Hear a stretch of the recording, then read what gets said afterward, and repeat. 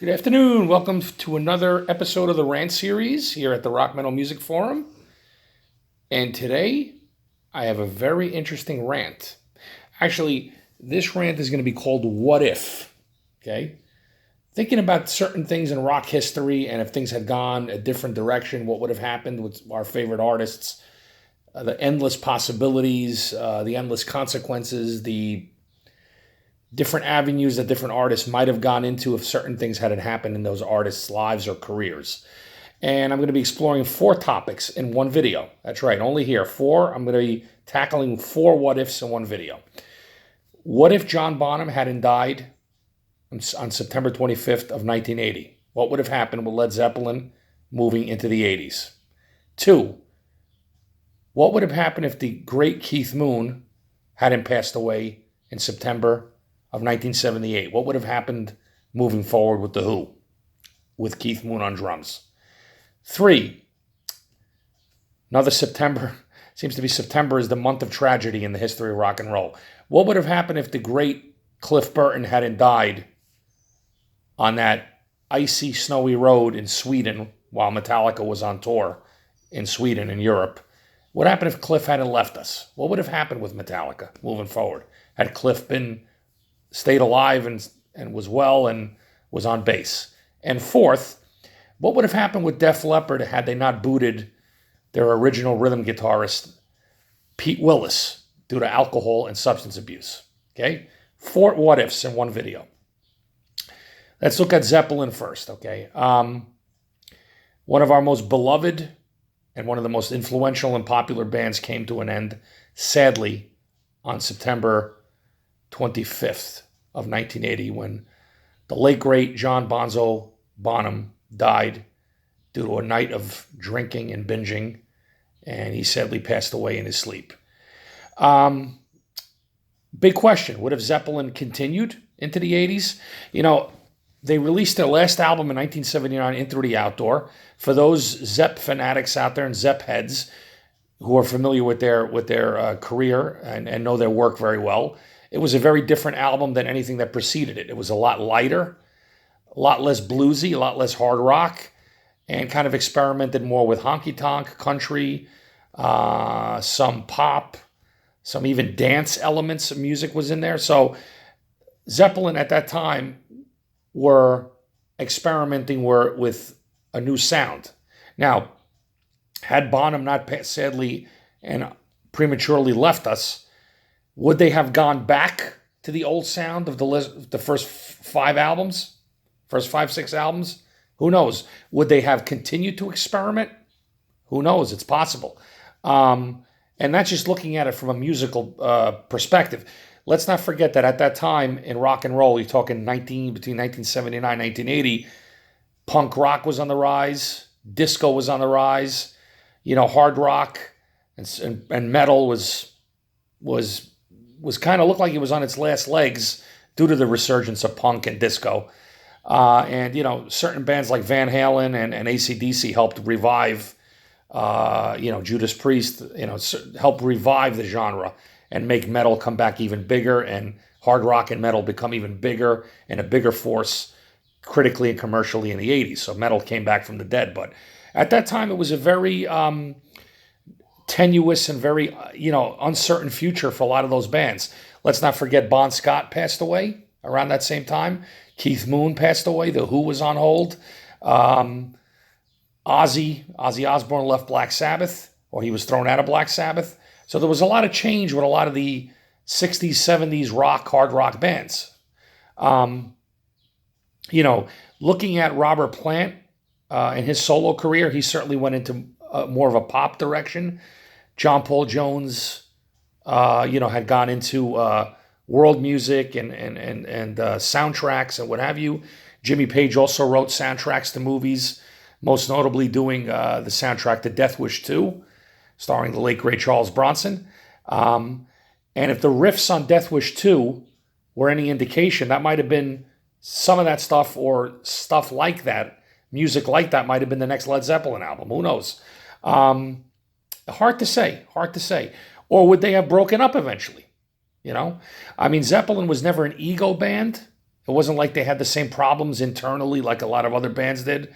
I think most notably, Van Halen and Black Sabbath, the two bands that come to mind, where there was a lot of personal and artistic differences within the group that helped, in addition to drugs and alcohol, which helped rip those bands apart or the original lineups apart.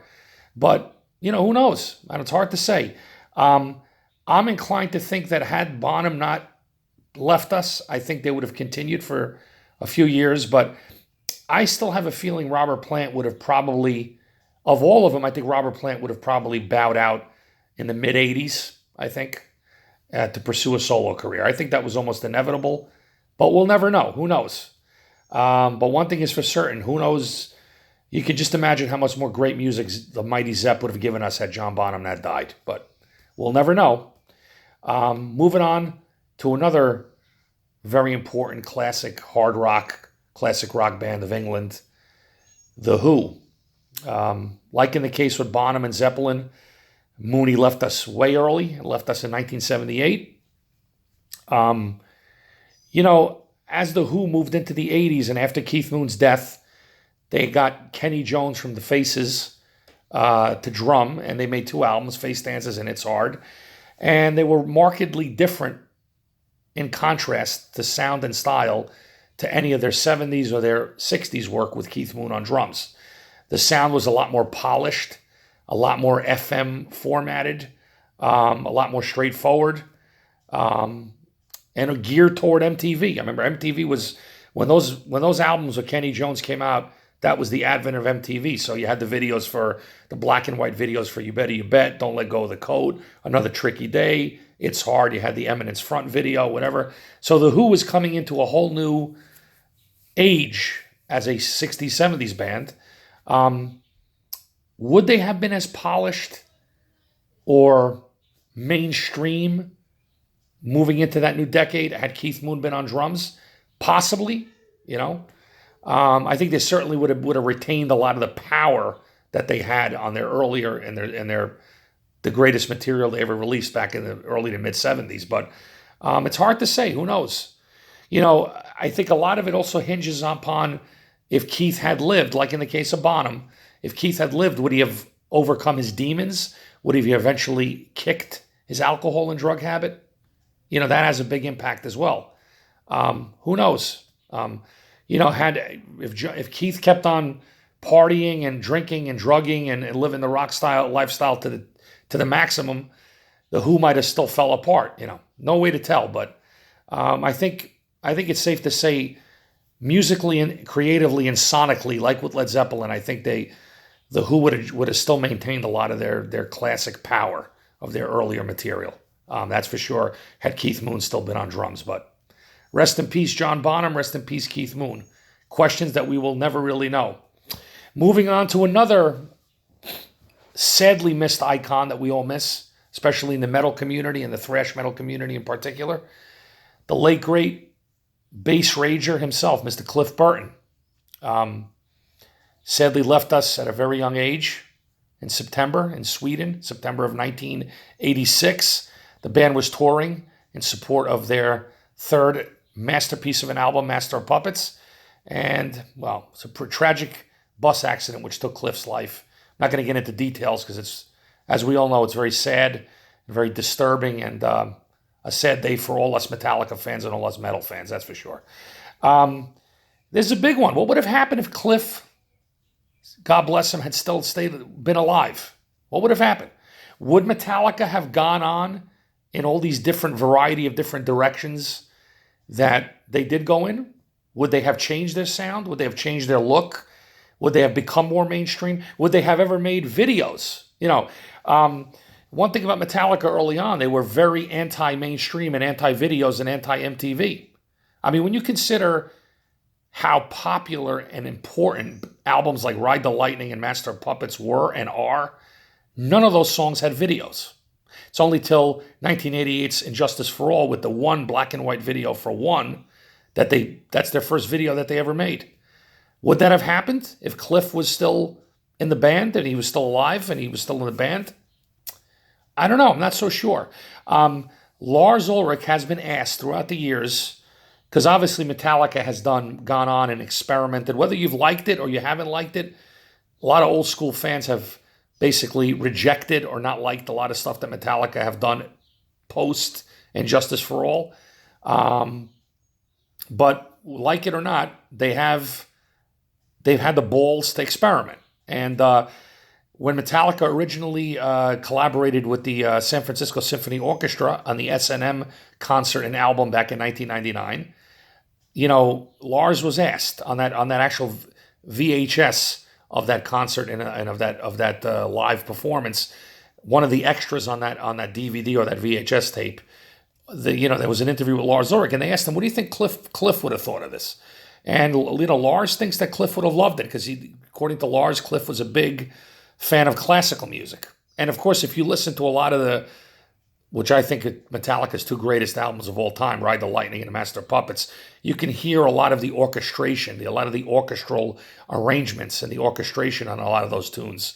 Songs like Master of Puppets, Orion from the Master of Puppets album, Ride the Lightning, The Call of Cthulhu, even sections of For Whom the Bell Tolls, stuff off of Ride the Lightning. You can hear the classical influence, and that was all Cliff. Could Lars be? Could it be true that Lars is true that Cliff might be smiling down from heaven on that Metallica's collaboration with the San Francisco Symphony Orchestra? Maybe Lars is onto something, or maybe Cliff would have been upset. Who knows? He might have had Lars and James decided to bring these things into Metallica and decide to go into these directions. Cliff might have said fuck it, and he might have just bowed out and retired. Hard to say. Being the underground kind of punk rock mentality that Cliff had, by all accounts, it's hard to say. Would he have agreed to cut his hair and wear eyeliner during the load and reload periods? I'm inclined to think not. But then again, if I had said, did anybody ever think James, Lars, and Kirk would ever wear eyeliner? Really? I mean, hard to say. Who knows if Metallica stayed thrash? Would they have played the same high-intensity thrash speed metal of the first three albums, Kill 'Em All, Ride the Lightning, and Master of Puppets? Would they have retained that thrash sound, that classic sound, or would they have gone on to other directions? Who knows? But we'll never know. The mighty Zepp, the mighty Who, and the mighty Metallica had, John, Keith, and Cliff not left us. What would have happened with those amazing bands? Leads to the fourth question. The great Pete Willis. Okay, I think a member of Def Leppard who doesn't get the credit that he deserves. I think he deserves a lot of credit. For my money and for my opinion as a musician and a music lover, Def Leppard has never been able to come anywhere near the magic that they produced on those first three records. On Through the Night, High and Dry, Pyromania. Those three albums are just masterpieces. Hysteria was a huge album commercially. No question, commercially was a huge album. To me, I thought it was overproduced, for one. The sound was kind of forced. I give him credit for coming back after Rick Allen's tragic, accident where he lost his arm. One of the greatest comebacks in rock ever for Mr. Allen and for Def Leppard. But with all that said, putting aside all the sentimental, emotional aspects of it, I don't think Hysteria was really on the level of Pyromania and certainly On Through the Night and High and Dry, excuse me. On Through the Night, High and Dry, and Pyromania, to me, represents Def Leppard's best work. And a big part of that songwriting and arranging chemistry came from Mr. Willis, because he co-wrote a lot of the material along with the late, great Steve Clark. And he actually co-wrote several songs on Pyromania, which was the Smash album, the third album, which took Def Leppard to a whole nother level. And but his drinking and his alcoholism, just the band, by all accounts, and based on interviews done through the years, when asked about it, Joe Elliott basically said that Pete Willis, it got to the point where he couldn't even function. He couldn't even play guitar. He was unreliable. He was actually playing on the Pyromania album. They started recording that album, and they had to throw him out because he was coming late for recording sessions. He was forgetting parts to songs, which many of those parts he wrote himself. He was very unreliable in the studio, and as a result, he got the proverbial boot. He got kicked out. But, Pete Willis and Steve Clark, they were one hell of a team. Nothing against Phil Collin. I think Phil Collin might be a better guitar player, technically speaking, compared to Pete Willis. But Pete Willis had that feel, that energy.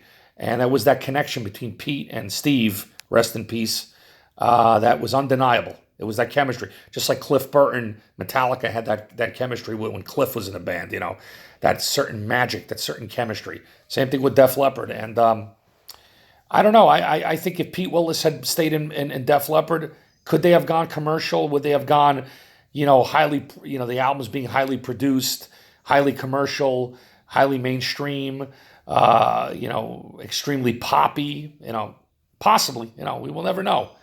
We will never know what would have happened to Zeppelin if John Bonham hadn't died. We would have never known what would have happened to The Who had Keith Moon hadn't died. We would have never known what would have happened to Metallica had Cliff Burton not died.